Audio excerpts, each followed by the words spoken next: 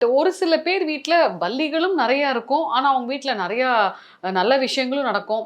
அது ஒரு சில பேர்லாம் அத சாமி மாரி கும்பிட ஆரம்பிச்சுடுறாங்களேங்க. வள்ளிகள் இருக்கிறது நல்ல விஷயம் தான். அது ததாஸ்து நல்லது நடக்கும்.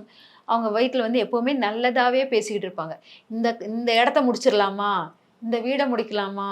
அப்படிங்கிற மாரி நம்ம பொண்ணு கல்யாணத்த இப்படி பண்ணலாம். அப்படி சொல்லும்போது, அப்போ ஃபுல்லா அந்த பல்லி சவுண்ட் போட்டுக்கிட்டே இருக்கும். அதனால அவங்களுக்கு எல்லாமே மூவ்மெண்ட் குடுத்துக்கிட்டே இருக்கும். அவங்க 18 வார்த்தைகள் வந்து ரொம்ப அழகான வார்த்தைகளாக, நல்ல சொற்களாக இருக்கும். அந்த வேலைக்காரங்களுக்கு ஒழுங்கா சாப்பாடு குடுக்கணும். "நீ சாப்பிட்டியா?" அப்படிங்கும்போது உடனே அங்க இதாகும்.